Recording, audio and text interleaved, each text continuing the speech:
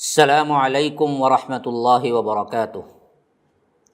بسم اللہ الرحمن الرحیم، وأصلی وأسلم علی رسولہ الکریم، وبعد، فاعوذ باللہ من الشیطان الرجیم، وَلَئِن سَأَلْتَهُم مَّنْ خَلَقَهُمْ لَيَقُولُنَّ اللَّهُ۔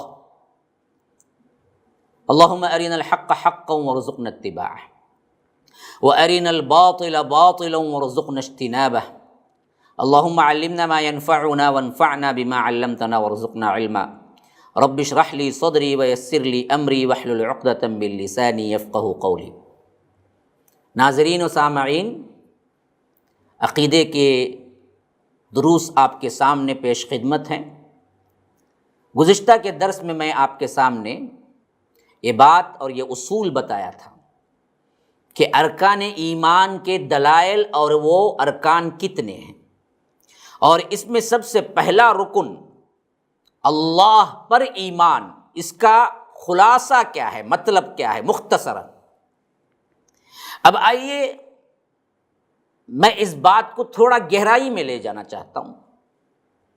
اللہ تبارک و تعالی کو اس سے پہلے جو مشرکین تھے کیسے مانتے تھے، اور اللہ نے کس طرح ماننے کی دعوت دی اپنے نبی کے ذریعے، نمبر ایک۔ نمبر دو، جب اللہ کے رسول صلی اللہ علیہ وسلم نبوت کا آغاز کیا اور جس دعوت کے لیے اللہ کے رسول نے ایذائے تکالیف سہی، اس وقت مشرکین مکہ اللہ کو مانتے تھے یا نہیں؟ اگر مانتے تھے تو پھر مخالفت کیوں ہوئی؟ اگر نہیں مانتے تھے تو پھر ان کی باتوں میں لفظ اللہ بھی ملتا ہے، ان کے خطوں میں بسمہ تعالی بھی ملتا ہے، ان کی ایک دوسرے میں کیا ہے، حج میں جب جاتے تھے تو لبیک اللہم لبیک بھی ملتا ہے۔ تو پھر تو یہ کیا ہوا کہ وہ اللہ کو مانتے تھے، تو پھر کون سی بات منوانے کے لیے آئے تھے؟ اب ذرا گہرائی میں جانا پڑے گا، تب بات سمجھ آئے گی۔ سب سے پہلی بات یہ ہے کہ انبیاء جب آئے ان کی امتیں اللہ کو جانتی یا مانتی تھی؟ تو اس کا جواب یس، ہاں میں ہے۔ ہاں، لفظ اللہ بھی معلوم تھا اور اللہ کو مانتے بھی تھے۔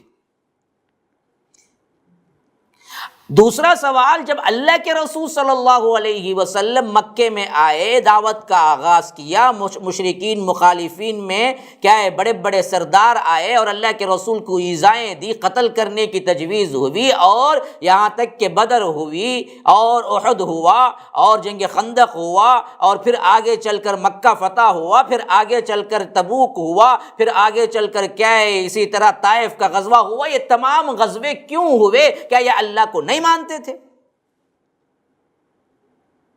سبب کیا تھا؟ اب آئیے ہم قرآن سے پوچھتے ہیں، کیا یہ اللہ کو مانتے تھے؟ سب سے پہلی بات تو جن جن انبیاء کرام جن جن امتوں پہ آئے تھے، کیا وہ امتیں اللہ کو مانتی تھی؟ ہاں مانتی تھی۔ دلیل قرآن کے اندر موجود ہے، وہ دلائل سب موجود ہیں جس میں وہ لوگ اقرار کرتے تھے اللہ ہے۔ اور اسی واسطے ہر نبی نے کیا ہے، انہیں یہ نہیں کہا کہ اللہ کو مانو، انہیں یہ کہا کہ اللہ ایک کی عبادت کرو۔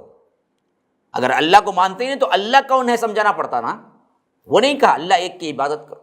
اور دوسری بات جو ہے، مشرکین جب اللہ کے رسول صلی اللہ علیہ وسلم آئے تھے، کیا یہ مانتے تھے؟ مانتے تھے۔ دلیل یہی ہے جو میں آپ کے سامنے رکھ رہا ہوں ابھی۔ مانتے تھے، اور کیسے مانتے تھے، کس حد تک مانتے تھے، ذرا ہم آپ کو پڑھ کے سناتے ہیں۔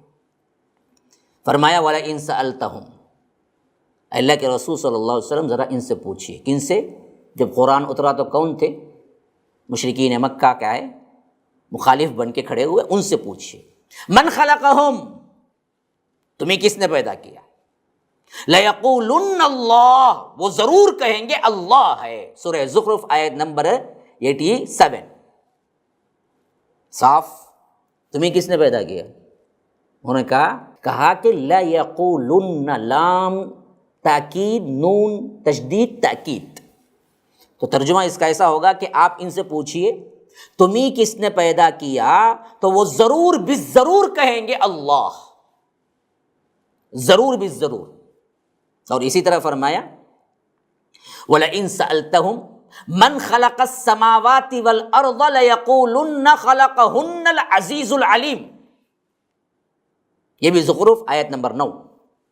فرمایا آپ ان سے پوچھئے کس نے زمین اور آسمان کو پیدا کیا؟ اپنے آپ کو کس نے پیدا کیا؟ وہ بھی اللہ. کس نے زمین اور آسمان؟ وَلَئِن سَأَلْتَهُمْ مَنْ خَلَقَ السَّمَاوَاتِ وَالْأَرْضِ لَيَقُولُنَّ خَلَقَهُنَّ الْعَزِيزُ الْعَلِيمُ. وہ کہیں گے کہ اللہ ہے جو ان کو پیدا کیا، جو عزیز بھی ہے، جو علیم بھی ہے. تو اللہ کو علیم بھی مانتے تھے، عزیز بھی مانتے تھے، اسما کو بھی مانتے تھے. اور اسی طرح فرمایا قُلْ مَن رَّبُّ السَّمَاوَاتِ السَّبْعِ وَرَبُّ الْعَرْشِ الْعَظِيمِ. ذرا ان سے پوچھئے ساتوں آسمانوں کا رب کون ہے اور عرش عظیم کا مالک کون ہے؟ تو سورہ مومنون اللہ تبارک و تعالیٰ کہتا ہے کہ وہ کہیں گے سَيَقُولُونَ لِلَّهِ، جھٹ کہیں گے اللہ ہے. آیت نمبر 86. ہاں قُلْ مَن بِيَدِهِ مَلَكُوتُ كُلِّ شَيْءٍ وَهُوَ يُجِيرُ وَلَا يُجَارُ عَلَيْهِ إِن كُنتُمْ تَعْلَمُونَ سَيَقُولُونَ لِلَّهِ. آپ ذرا ان سے پوچھئے پوری کائنات کا مالک تنہا کس کے قبضے قدرت میں ہے؟ ملکوت کل شیء وہو یجیر ولا یجار علیہ. وہ سب کو پناہ دیتا ہے، اس کو کسی کی پناہ کی ضرورت نہیں ہے. اگر تم جانتے ہو تو بتاؤ. تو وہ جھٹ کہیں گے اللہ ہے. قل لمن الارض ومن فیہا ان کنتم تعلمون. آسمانوں اور زمین اور اس کے درمیان کی جو چیزیں زمین کے اندر ہیں وہ سب کا مالک کون ہے؟ ذرا ان سے پوچھو. وہ جھٹ کہیں گے اللہ ہے. قل من يرزقكم من السماء والارض امن يملك السمع والابصار ومن يخرج الحي من الميت ويخرج الميت من الحي ومن يدبر الامر سيقولون الله. ذرا ان سے پوچھیے من یرزقکم من السماء والارض، آسمانوں اور زمین سے تمہیں رزق کون دیتا ہے؟ کون بارش برساتا ہے، اس کے ذریعے سے غلہ اگاتا ہے اور اس کے ذریعے سے تمہیں کھانا دیتا ہے؟ من یرزقکم من السماء والارض امن یملک السمع، کس کے قبضے قدرت میں ہے تمہارے سننے کی طاقت؟ کس نے دی ہے تمہیں؟ والابصار، تمہارے دیکھنے کی طاقت، بصارت. من یرزقکم من السماء والارض امن یملک السمع والابصار ومن یخرج الحی، کون ہے وہ جو مردے میں سے زندے کو نکالتا ہے؟ ومن یخرج الحی من المیت ویخرج المیت من الحی. اور کون ہے وہ جو زندے کو مردہ کرتا ہے؟ کون مارتا ہے، جلاتا ہے؟ ومن یدبر الامر، کون تقدیریں بناتا ہے تمہاری؟ تم ایک سوچ کے سوتے ہو صبح اٹھتے ہی میں یہ کروں گا وہ کروں گا، سب پلان چوپٹ کون کرتا ہے؟ ہاں وہ جھٹ کہیں گے اللہ ہے. اتنی بات ہے. من یرزقکم من السماء والارض امن یملک السمع والابصار ومن یخرج الحی من المیت ویخرج المیت من الحی ومن یدبر الامر فسیقولون اللہ. وہ جھٹ کہیں گے اللہ ہے.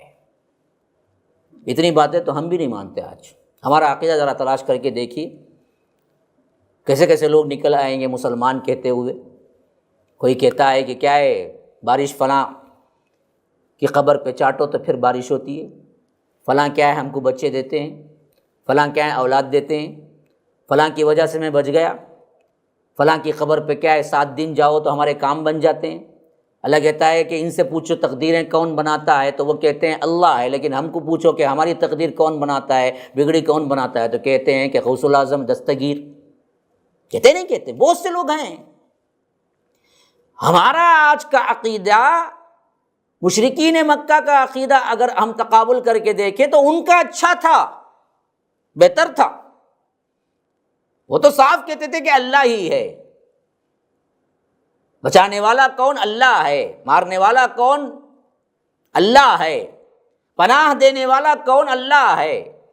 اللہ کو کسی پناہ کی ضرورت نہیں. لیکن ہم نے بنا کے رکھا ہے دستگیر. اللہ کو پناہ کی ضرورت ہے. دست کہتے ہیں ہاتھ، اور گیر کہتے ہیں پکڑنے کو. جیسا ہم کہتے ہیں کف گیر، کف کہتے ہیں ہتھیلی کو. کفگیر ہتھیلی سے پکڑی جاتی ہے تو کفگیر کہتے ہیں، فارسی لفظ ہے۔ اور آج بہت سے لوگ دستگیر رکھتے ہیں نام، جو کہ لقب ہے شیخ عبد القادر جیلانی کا، دے کے رکھیں۔ کیوں دیے جی؟ کیوں دیے جی؟ اس واسطے دیے کہ وہ سب کو کیا ہے، سہارا دیتے ہیں یا نہیں؟ تو اس کے پیچھے ایک واقعہ بھی ہے جس پر کیا بڑا بوال ہوا میرے بیان پر، لیکن حقیقت ہے کہ پیچھے یہی واقعہ ہے کہ انہوں نے اللہ کو بھی کیا ہے، پناہ دی، نعوذ باللہ۔ بعضوں نے لکھا ہے، یہ واقعہ لکھا ہوا موجود ہے باقاعدہ، اور نہ لکھا ہوا ہے تو بھی عقیدہ یہی ہے دستگیر رکھنے کا کہ یہ اور وہ ایک مرتبہ سیر کو نکلے، نعوذ باللہ ثم نعوذ باللہ کہتے ہوئے زبان کانپتی ہے کہ اللہ تبارک و تعالی پھسلا اور یہ ہاتھ پکڑ کے کیا ہے، سہارا دے کے اٹھائے، تو اللہ نے ان کو لقب دیا کہ تم دستگیر ہو، تم ہاتھ تھامنے والے ہو۔ بعض لوگوں نے انکار کیا اور مجھے کیا ہے، عجیب و غریب گالیاں دی، آج تک ہسٹری اور ڈکشنری میں نہیں ہوگی اتنی گالیاں دی، اور پوچھا کہ یہ کہاں ہے کہاں ہے؟ میں پوچھتا ہوں اگر یہ نہیں ہے تو پھر تم ہی بتاؤ کہ یہ کیوں آیا نام ان کا دستگیر، اگر تم اس کی تردید کرتے ہو نا جی، اگر اس کا یہ معنی نہیں ہے تو آخر عبد القادر جو ان کا نام تھا اس پر دستگیر لگا کیوں؟ تم بتاؤ تشریح، وہ کس کس کا ہاتھ پکڑتے تھے؟ کیوں ہاتھ پکڑنے والا کا نام آیا؟ جب ہم کھل کے ان کے اعتقادات بیان کرتے ہیں کہ بدبختو یہ تمہارے گندے عقیدے، تب تل ملا کے اٹھتے کہتے ہیں کہ یہ ہمارے نہیں، کہاں لکھا ہوا ہے؟ میں پوچھتا ہوں لکھا کہاں ہے؟ یہ بحث چھوڑو، تم بتاؤ اس کی اصل تشریح کیا ہے؟ جب دستگیر کا مطلب تو سب کو معلوم ہے، ہاتھ پکڑنے والا، آخر کس واقعے کی بنیاد پر ان کو دستگیر کہا گیا؟ تشریح بتاؤ، تم بتاؤ۔ اگر میں نے جو تشریح دی وہ نہیں ہے تو پھر ہے کیا؟ کوئی مائی کا لال نہیں ہے اس کی تشریح کر سکے۔ تو یاد رکھیے، یہ دوغلے بازیاں عوام کے ساتھ کھیلتے ہیں، بدبخت عوام تو انوسنٹ ہے، اس کو کیا معلوم ہے دستگیر کا کیا معنی ہے؟ جو جا کے کیا ہے منتوں مرادوں سے پیدا ہوتا ہے اس کا نام یہ لوگ دستگیری رکھ دیتے۔ کیوں؟ بہت لیٹ پیدا ہوا تھا، کیوں؟ انہوں دیے سو انہی کے نام پہ، قادر ولی کا بکرا، کالے شاہ ولی کی بھینس، ایسا ہے نا، ویسا یہ بچہ کیا ہے ان کی طرف سے دیا ہوا ہے۔ ہمارے خاندانوں میں کتنے لوگ ہیں، کتنے ایسے لوگ ہیں جن کے نام دستگیر ہیں، آپ جا کے پوچھیں کیوں بھائی دستگیر رکھے، ذرا پوچھو، صاف ان کا عقیدہ اندر یہی ہوگا کہ ان کے پاس جانے سے ہی ہم کو بچہ ملا۔ ہاں، یہ عقیدے ہیں ہمارے، جبکہ مشرکین مکہ کے عقیدے بیان کر رہا ہے اللہ تعالیٰ خود قرآن کے اندر۔ تمہیں کس نے پیدا کیا؟ سورہ زخرف فرمایا کہ اللہ۔ کائنات کو، آسمان و زمین کو کس نے پیدا کیا؟ یہ دو آیات یاد رکھ لیجئے، سورہ زخرف کی 9 اور 87، جن میں اللہ تعالیٰ الگ الگ پوچھتا ہے کہ ایک تم کو، من خلقہم، کہتے ہیں کہ اللہ، من خلق السماوات والارض، آسمان اور زمین کو کہتے ہیں اللہ عزیز، زبردست، علیم، آیت نمبر 9۔ اور اسی طرح مومنون کی آیتیں یاد رکھ لیجئے، خاص کر ان آیتوں، قل لمن الارض ومن فیہا، 85، 86، 87، ان آیتوں کو یاد رکھ لیجئے، جس میں اللہ تعالیٰ خود بیان کر رہا ہے کہ عقیدہ کیا تھا ان کا، جو صاف کہہ رہے تھے اللہ عرش، قل من رب السماوات السبع ورب العرش، عرش عظیم کا مالک وہ بھی اللہ، تو اللہ کو بھی مانتے تھے، اللہ کے عرش کو بھی مانتے تھے، اللہ کو عرش ہے یہ بھی مانتے تھے، ہاں، یہ بھی اعتقاد تھا ان کا۔ اور اسی طرح سورہ یونس کی جو آیت میں نے تلاوت کی، جس میں 5-6 سوالات ایک ساتھ ہیں، من یرزقکم من السماء والارض امن یملک السمع والابصار ومن یخرج الحی من المیت ویخرج المیت من الحی ومن یدبر الامر۔ کوئی اس میں سے انکار نہیں کرتا، سب کے لیے انہوں نے یہی کہا کہ سیقولون للہ، جھٹ کہا کہ اللہ ہے۔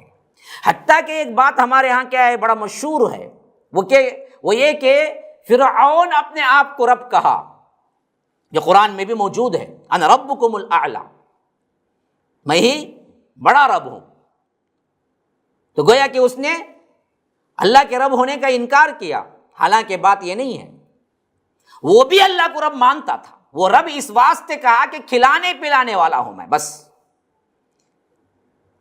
کیونکہ بعض دوسری جگہ اس کے بارے میں صاف آ رہا ہے کہ وہ اس کا اقراری تھا۔ لقد علمت ما انزل هؤلاء الا رب السماوات والارض بصائر، سورہ اسراء کے اندر فرمایا۔ اور اللہ کہتا ہے کہ وجحدوا بها واستيقنتها انفسهم ظلما وعلوا، سورہ نمل کے اندر۔ یہ دراصل جھگڑالو اور اپنے دل کے اندر کا تکبر تھا، ظلم اور اس کا عدوان تھا، جو وہ بات کو نہیں مان رہا تھا، اپنے آپ کو رب کہہ رہا تھا، لیکن اندر سے وہ رب ہونے کا قائل تھا کہ میرا بھی ایک رب ہے۔ فرعون نے بھی انکار نہیں کیا، فرعون بھی مانتا تھا۔ یہ بات ہے الگ ہے کہ ما علمت لکم من الہ غیری، یہ بھی کہا کہ میرے علاوہ کون ہے، مجھے تو نہیں معلوم کہ میرے علاوہ کوئی اور الہ ہے۔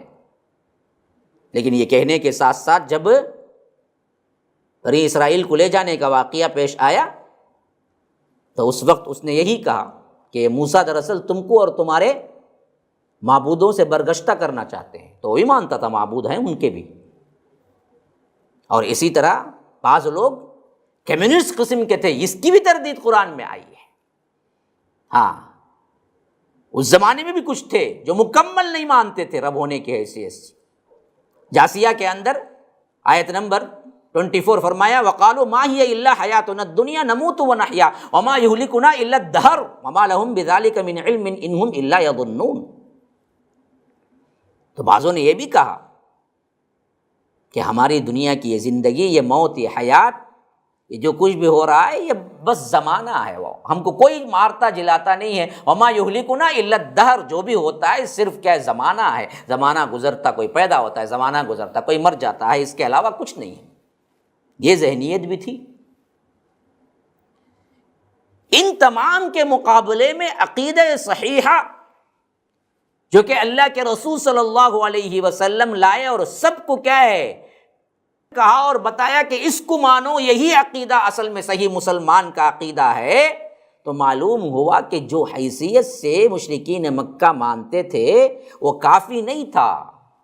ایسے ہی ماننے والوں کو اللہ نے کہا کہ یا ایھا الذین آمنوا انما المشرکون نجس، اے ایمان لانے والو یہ مشرکین ناپاک ہیں۔ انہی کو دیکھ کے اللہ تبارک و تعالیٰ نے قرآن کی سورہ نازل کیا کہ قل یا ایھا الکافرون، کہ اے الکافرو۔ ان کا عقیدہ یہی تھا، وہ رب کو مانتے تھے، لیکن جیسے ماننا ہے ویسے نہیں مانتے تھے۔ اب اس میں کیا ہے دیکھیے، دو باتیں اہم ہیں۔ اگر ہم اس میں تھوڑا سا ہم گہرائی میں جائیں گے تو جن لوگوں نے خالق کا انکار ہی کر دیا، جیسے کہ میں نے ایک عقیدہ بتایا تھا کمیونسٹ ذہنیت کا، یہ آج نہیں شروع ہوا، یہ پہلے بھی تھے کچھ لوگ جس کے بارے میں اللہ تعالیٰ اشارہ کر رہا ہے سورہ جاسیہ میں، کہ وہ لوگ کہتے تھے کہ یہ زمانے کا الٹ پھیر، مرنا جینا، اسے کوئی پیدا نہیں کیا، کوئی خالق ہی نہیں ہے، یہ کیا ہے، یہ زمانہ ہے بس، وما یہلکنا الا الدہر۔ سب سے پہلا کنڈیشن اس پہ آئے، اگر کوئی یہ کہتا ہے کوئی ہے ہی نہیں ہمارا، بس ایسے ہی دنیا چل رہی ہے، ایسے ختم ہو جائے گی۔ اب اس سے سوال یہ ہے کہ اچھا تب بتاؤ، ام خلقوا من غیر شیء ام هم الخالقون؟ اب اس میں دو ہی باتیں ہوں گی۔ فرمایا اگر تمہارا یہ عقیدہ بن گیا کہ کوئی ہے ہی نہیں رب، تو تم خود بخود پیدا ہو گئے۔ اگر خود بخود پیدا نہیں ہوئے، ام هم الخالقون، تم خود اپنے آپ کو پیدا کیے۔ دو سوالوں کا جواب دو، کیوں کائنات میں کوئی خود بخود نہیں ہوتا؟ کوئی چیز خود بخود نہیں ہوتی۔ اگر کوئی کہے کہ کیا ہے، میں گیا تھا اور میرے آفس میں سب چیزیں سیٹ کی ہوئی، میرا کمرہ سیٹ کیا ہوا، میرا بینچ سیٹ کیا ہوا، اے سی چل رہی تھی، اور میں یقین رکھتا ہوں کہ یہ سب جیسے ہی 9 گھنٹے ہوئے آفس کی چیزیں سب کے سب برابر سیٹ ہو گئی اور اسی طرح اے سی آن ہو گئی اور اس کے بعد میرے آنے کا انتظار کرنے لگی، تو بچہ بھی کہے گا پاگل تھوڑی ہے تو، یہ کیسے ہوگا؟ خود بخود تو کوئی نہیں ہوتا۔ 9 گھنٹے ہوتے ہی کس طرح تیرا آفس سیٹ ہو گئے؟ تو پہلا تو گیا، پہلا عقیدہ تو ہو نہیں سکتا۔ ام خلقوا من غیر شیء، کسی بھی چیز کے بغیر تم خود ہو گئے۔ اگر یہ نہیں مانتے ہیں اور تم کو بنانے والا بھی کوئی نہیں ہے، یہ بھی نہیں مانتے ہیں، تو تم خود اپنے آپ کو بنائے ہو کیا؟ ام ہم الخالقون، بتاؤ۔ کوئی یہ دعویٰ نہیں کر سکتا میں اپنے آپ کو بنا لیا۔ جب یہ بھی نہیں ہے تو کوئی نہ ہے، کوئی نہ کوئی ہے جو بنانے والا ہے تمہیں۔ کائنات کی ہر شے گواہی دے رہی، ہر شے۔ اس لیے شاعر کہتا ہے کہ وفی کل شیء لہ آیۃ تدل علی انہ واحد، کائنات کی ہر شے دلیل دے رہی ہے کہ دیکھو ہم کو پیدا کرنے والا ایک ہے، واحد بھی ہے، اکیلا بھی ہے، ہم کو پیدا بھی کیا ہے، ہم خود پیدا نہیں ہوئے، ہر چیز اعلان کر رہی ہے۔ تو اس عقیدے کو اگر ہم اپنے ذہن اور دماغ میں بٹھا لیں کہ پہلا تو اس حیثیت سے ناکارہ ہے کہ خود بخود نہیں کچھ بنا، دوسرا ہم خالق نہیں ہیں، تو تیسرے پہ آ کے بات بالکل ذہن میں پیوست ہو جاتی ہے کہ ہم کو بنانے والا ہے۔ جب بنانے والا ہے اور وہ بنا کے تمہیں بتا رہا ہے کہ میں بنایا اور میری ہی عبادت کرو، تو تم دراصل دوسروں کی عبادت کیوں کرتے ہو؟ اب آئی بات سمجھ میں؟ مشرکین مکہ بنانے والا ہے تو مانتے تھے، لیکن صرف بنانے والے کی عبادت نہیں کرتے تھے، تو اللہ نے کہا بدبختو، تم خود مانتے ہو پیدا میں نے کیا، تم خود مانتے ہو میں نے کیا ہے تمہیں وسائل فراہم کیے، تم خود مانتے ہو آسمان اور زمین کو میں نے پیدا کیا، تم خود مانتے ہو بارش میں نازل کرتا ہوں، تم خود مانتے ہو کھلاتا میں ہوں، تم کو مارتا میں ہوں، جلاتا میں ہوں، تمہارے تقدیریں اور تدبیریں بناتا میں ہوں، تم سب یہ مانتے ہو، پھر میری ہی عبادت کیوں نہیں کرتے؟ عبادت میں دوسروں کیوں شریک کرتے؟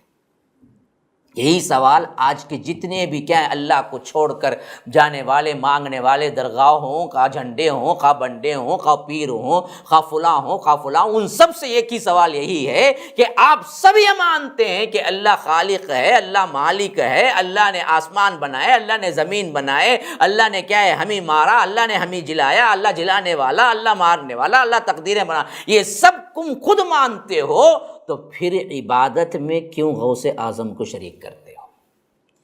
عبادت میں کیوں ولیوں کو شریک کرتے ہو؟ انہوں نے کیا بنایا ذرا بتاؤ؟ جب انہوں نے کچھ بنایا ہو